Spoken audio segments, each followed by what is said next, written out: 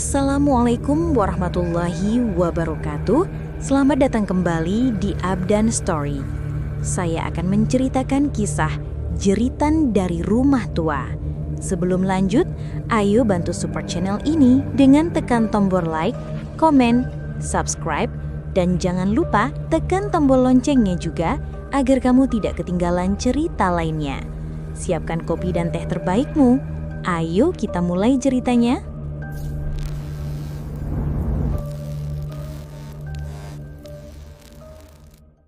Malam itu, angin berdesir pelan di sebuah desa kecil di Jawa Barat. Di ujung desa, berdiri sebuah rumah tua peninggalan zaman Belanda. Bangunannya tinggi, cat putihnya sudah mengelupas, jendelanya pecah sebagian. Warga desa hanya menyebutnya rumah tua kosong. Tak ada yang berani mendekat setelah matahari terbenam. Sinta, seorang gadis berusia 22 tahun, baru saja kembali dari kota untuk libur kuliahnya. Ia tinggal bersama neneknya, Mak Rahayu, di rumah sederhana tak jauh dari lokasi rumah tua itu. Malam pertama di desa, ia terbangun sekitar pukul 12 lewat.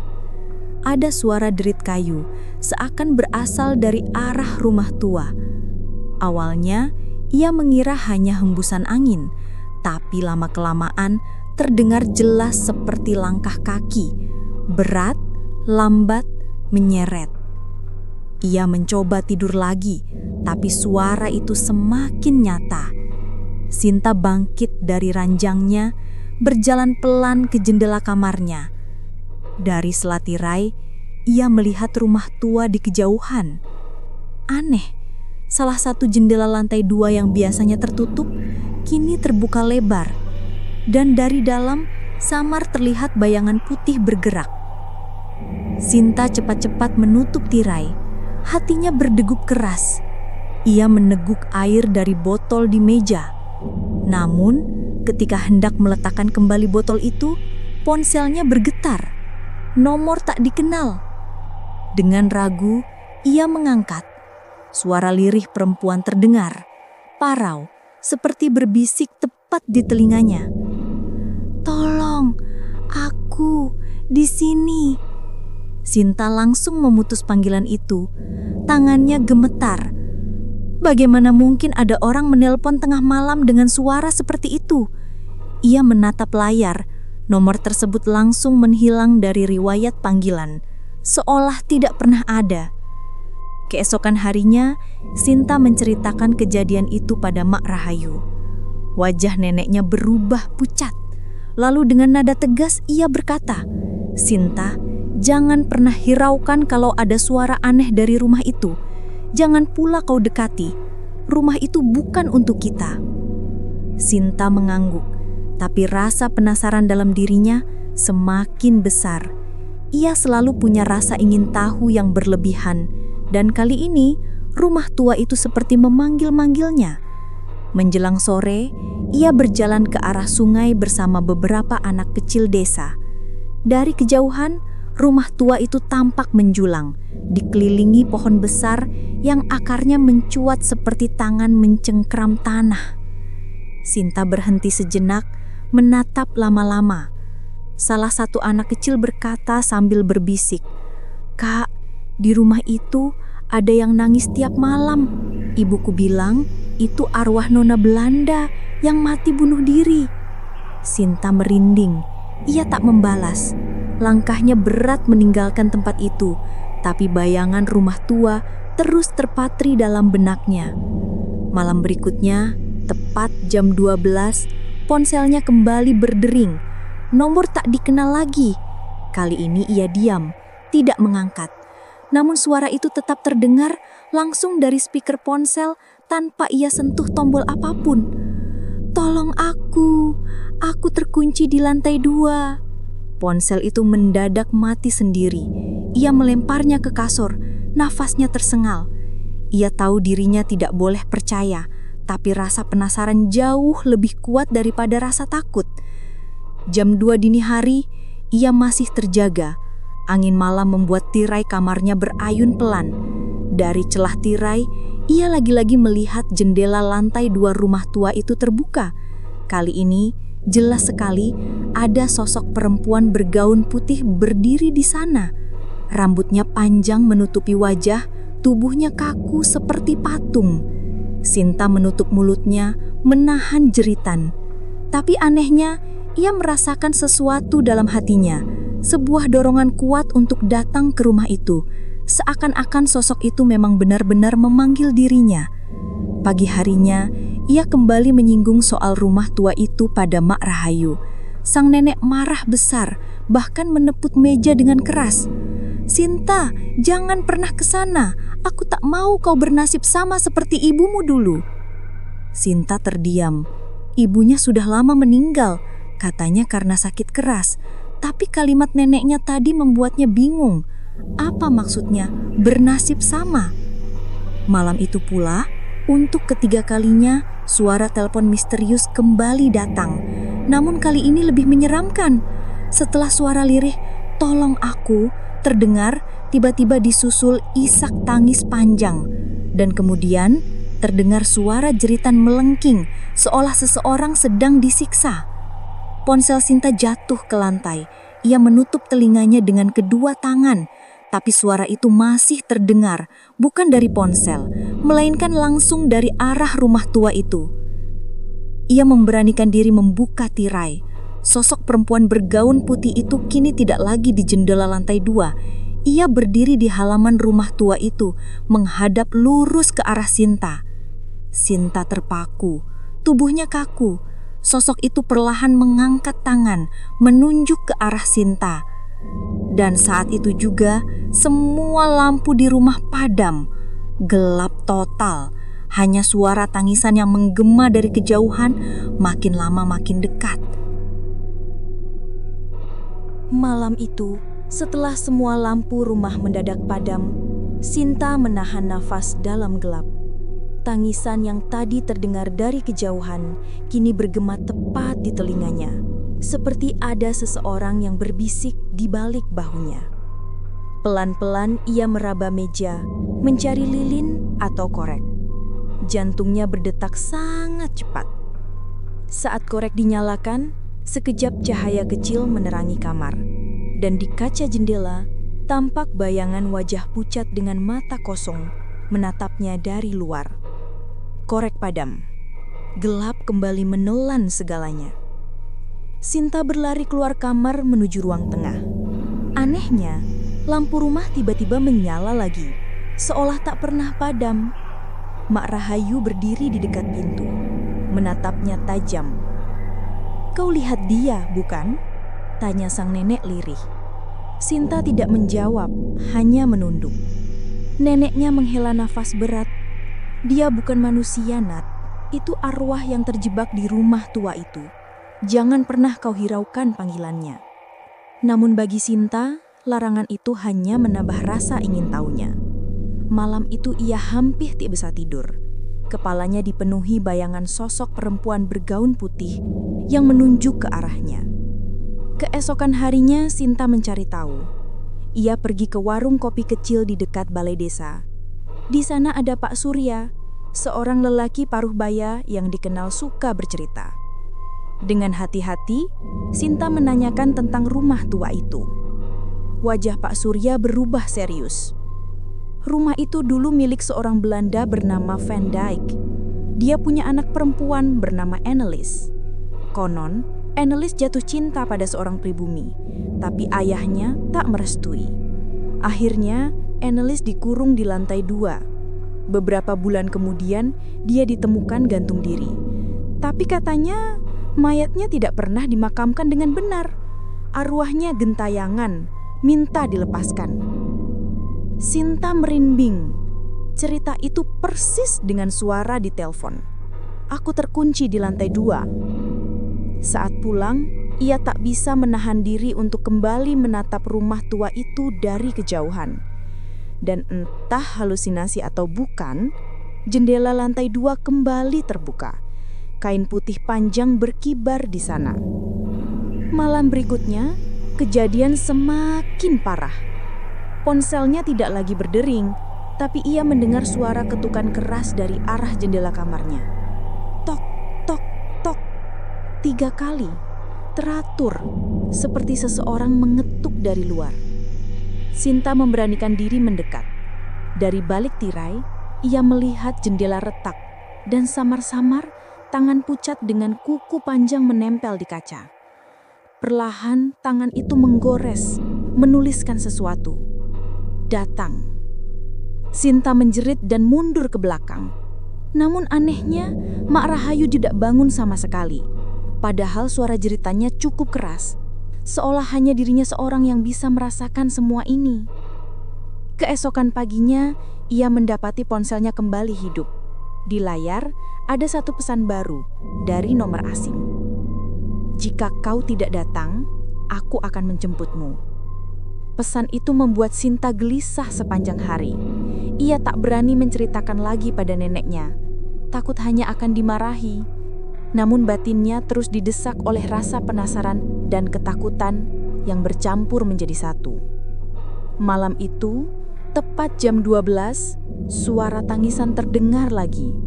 Tapi kali ini tidak dari arah rumah tua, melainkan dari dalam rumahnya sendiri. Dari dapur. Sinta melangkah pelan membawa senter kecil.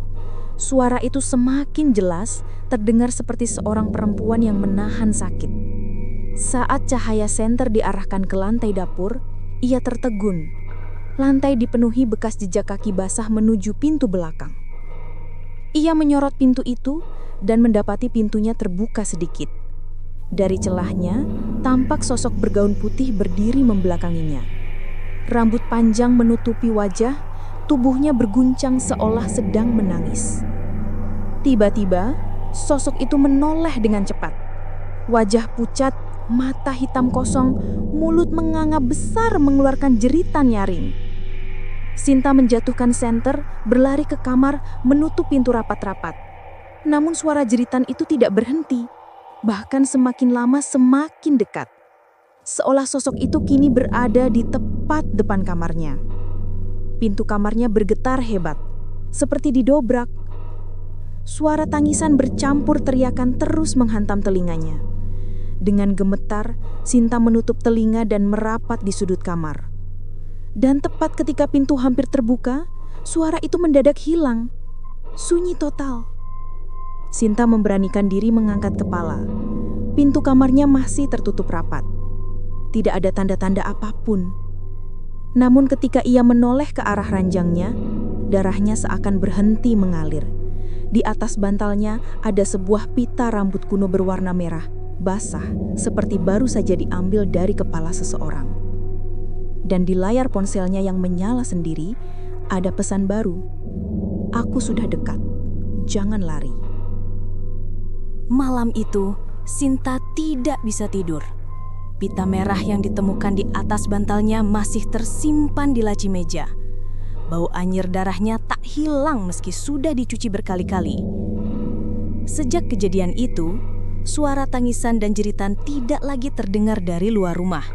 Semuanya kini terjadi di dalam rumah. Setiap tengah malam, ia selalu mendengar langkah kaki yang berjalan lambat dari ruang tamu menuju kamarnya. Saat pintu kamar diketuk, ia pura-pura tidur. Tapi ketukan itu akan berubah menjadi goresan kuku panjang di kayu pintu. Pagi hari, bekas goresan itu benar-benar terlihat, seakan membuktikan semuanya nyata. Mak Rahayu menyadari wajah cucunya semakin pucat. Sinta, dengar kata nenek, jangan pernah balas panggilannya.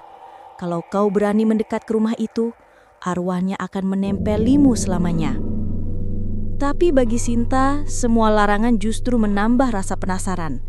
Malam ketiga setelah teror pita merah, ia memberanikan diri mendekati rumah tua itu. Rumah itu berdiri megah, namun menyeramkan. Pintu depannya terkunci rapat, berkarat dan tertutup debu. Namun, jendela samping sedikit terbuka. Dengan tangan gemetar, Sinta mendorongnya dan berhasil masuk. Aroma apak langsung menusuk hidung, bercampur bau tanah basah. Di dalam, perabot tua masih berjajar. Kursi kayu patah, meja panjang, lemari retak, debu menempel di setiap sudut. Tapi anehnya, di lantai terlihat jejak kaki kecil basah yang menuju ke tangga. Sinta menelan ludah, jantungnya berdegup keras, tapi kakinya melangkah mengikuti jejak itu. Tangga tua berderit setiap kali diinjak, seperti mengeluh menahan beban. Di lantai 2, lorong panjang terbentang. Semua pintu tertutup kecuali satu. Pintu kayu berwarna biru terbuka sedikit. Dari dalam terdengar suara isak pelan. Dengan tangan bergetar, Sinta mendorong pintu itu. Kamar itu gelap. Tirai putih panjang menutupi jendela, berayun perlahan ditiup angin. Di sudut ruangan ada kursi goyang, dan di atas kursi itu seorang perempuan bergaun putih duduk membelakanginya. Rambut panjang terurai menutupi wajah, tubuhnya berguncang seperti sedang menangis. Sinta menahan nafas. Pita merah yang sama terlihat melilit rambut perempuan itu. Tiba-tiba, kursi goyang itu berhenti bergerak. Perempuan itu diam. Lalu dengan gerakan patah-patah, ia menoleh perlahan ke arah Sinta. Matanya kosong, hitam pekat. Wajahnya pucat, kulitnya robek di beberapa bagian. Mulutnya terbuka lebar dan dari sana keluar suara berbisik. "Kau datang." Sinta mundur dengan panik, hampir terjatuh. Namun tiba-tiba pintu di belakangnya menutup keras, membuatnya terkunci di dalam ruangan. Perempuan itu bangkit berdiri, gerakannya kaku seperti boneka. Langkahnya menyeret, mendekat pelan. Setiap langkah membuat udara di ruangan semakin dingin menusuk tulang. Sinta berusaha membuka pintu, tapi terkunci rapat. Ia menoleh lagi. Sosok itu kini hanya berjarak beberapa langkah. Tangannya terulur, jari-jarinya panjang dengan kuku tajam. "Bebaskan aku," bisiknya. Lalu tiba-tiba sosok itu menghilang. Sunyi. Sinta terengah-engah, punggungnya basah oleh keringat. Namun saat ia menatap kembali kursi goyang, ada sesuatu yang berbeda. Di atas kursi tergantung sebuah tali tambang usang melingkar seperti jerat gantung. Dan di lantai, sebuah buku tua tergeletak, sampulnya berdebu. Dengan gemetar, Sinta mengambil buku itu. Isinya penuh catatan bahasa Belanda. Namun, di beberapa halaman ada tulisan tangan dalam bahasa Indonesia. "Anneliese, jangan tinggalkan aku. Dia harus dikurung di kamar ini. Jangan biarkan keluar. Kalau pintu terbuka, arwahnya akan menempel pada darah keturunannya." Kata terakhir membuat Sinta membeku. Keturunan. Apa maksudnya dirinya? Tiba-tiba terdengar suara langkah cepat dari lorong. Pintu kamar terbuka dengan sendirinya, dan dari lorong itu, sosok bergaun putih kembali muncul. Kali ini bukan hanya satu, melainkan 3. Wajahnya sama, pucat, berambut panjang, mata kosong. Ketiganya bergerak bersamaan, mendekat ke arah Sinta. Ia jerit dan berlari keluar kamar, menuruni tangga secepat mungkin. Namun saat sampai di ruang tamu, seluruh pintu dan jendela tertutup rapat. Rumah itu seakan menjebaknya. Suara tangisan terdengar dari segala arah, disusul jeritan panjang.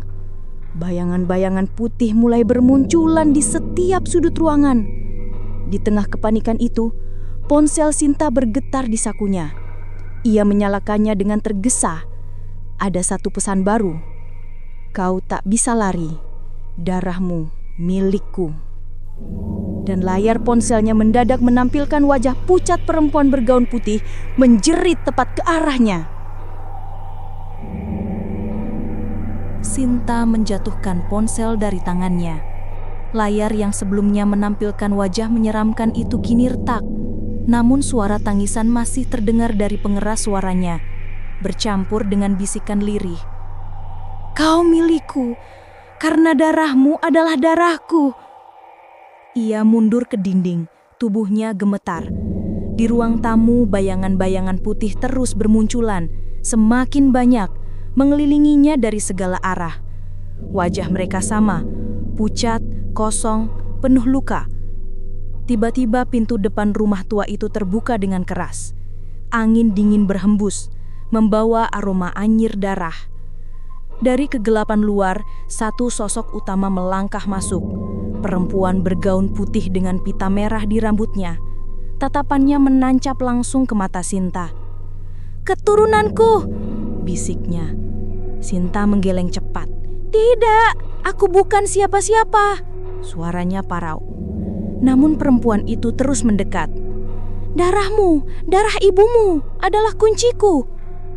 Kilas balik melintas di benak Sinta. Ingatannya samar tentang ibunya yang sering sakit, sering terbangun di malam hari sambil menangis.